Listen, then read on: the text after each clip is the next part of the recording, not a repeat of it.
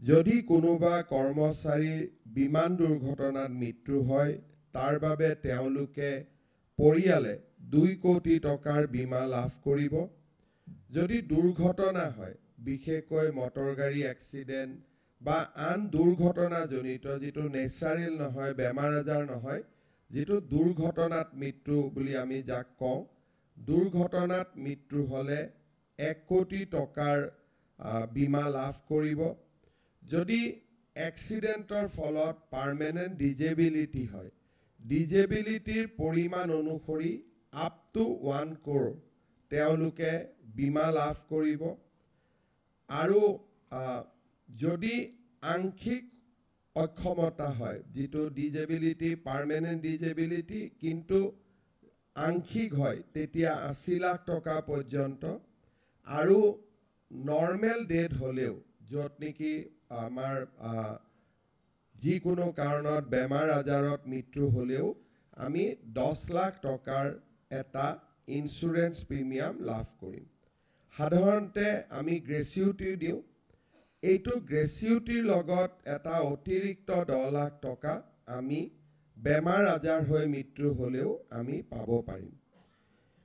এই চুক্তি কৰাৰ পিছত আমি বিভিন্ন ধৰণে ইয়াক পাৰ্চু কৰিছিলো আৰু প্ৰতিটো বিভাগৰ ডিডিঅ কোষাগাৰ বিষয়াসকলে যাতে কৰ্মচাৰীৰ যিটো একাউণ্ট সেভিংছ একাউণ্ট আছিল সেভিং একাউণ্টক স্যালাৰি একাউণ্টলৈকে যাতে পৰিৱৰ্তন কৰে তাৰ বাবে আমি নিৰ্দেশ দিছিলো। আজি আপোনালোকে চাওক যে 1 জানুৱাৰীত আমি এই এমঅইউ কৰাৰ পিছত মানুহ কেনেকে উপকৃত হয়। অলৰেডি 238 ক্লেইম আমাৰ ওচৰত দাখিল কৰা হৈছে। এই চুক্তিখন যদি নাথাকিলেহেঁতেন এই 238 গভৰ্ণমেণ্ট এমপ্লয়ীয়ে আমি চৰকাৰে যি দি আছো পালেহেঁতেন কিন্তু অতিৰিক্ত যিটো জিৰো প্ৰিমিয়াম য'ত প্ৰিমিয়ামেই দিব নালাগে এই অতিৰিক্ত সুবিধাটোৰ পৰা তেখেতসকল বঞ্চিত হৈ থাকিলেহেঁতেন। আজি আমি 238 যি ক্লেইম আছিলে তাৰে আমি 197 ক্লেইম আমি নিষ্পত্তি কৰিছো আৰু কেইবাটাও ক্লেইম নিষ্পত্তি হোৱাৰ পথত।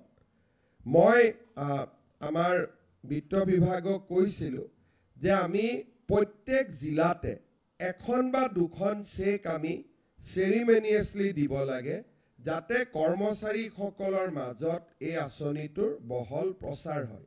কাৰণ তেতিয়া সতীৰ্থসকলেও গম পাব আৰু তেওঁলোক সজাগ হ'ব। আজি আমি ইয়াতে 6টা পৰিয়াল যি দুৰ্ঘটনাত বিয়োগ হৈছিল আমাৰ মাজত আছে আৰু মই সকলোলৈকে সমবেদনা জ্ঞাপন কৰিছো। কিন্তু অকণমান হলেও আমি সকলোৱে সকাহ পাইছো যে আজি আমি তেওঁলোকৰ পৰিয়ালক 1 কোটিকৈ টকা ইয়াতে আনুষ্ঠানিকভাৱে দিব পাৰিম। 6 কোটি টকা 1 কোটিকৈ আমি 6টা পৰিয়ালক আজি আমি হাতত তুলি দিম। আৰু 191টা পৰিয়াল আমাৰ মাজত এনেকুৱা আছে যিসকলৰ মৃত্যু হৈছে কিন্তু বেমাৰ আজাৰত মৃত্যু হৈছে আৰু দুৰ্ঘটনাৰ লগত তেওঁলোকৰ বিশেষ সম্পৰ্ক নাই। তেনে 191টা পৰিয়ালক আমি 10 লাখ টকাকৈ ইতিমধ্যে দিছো বা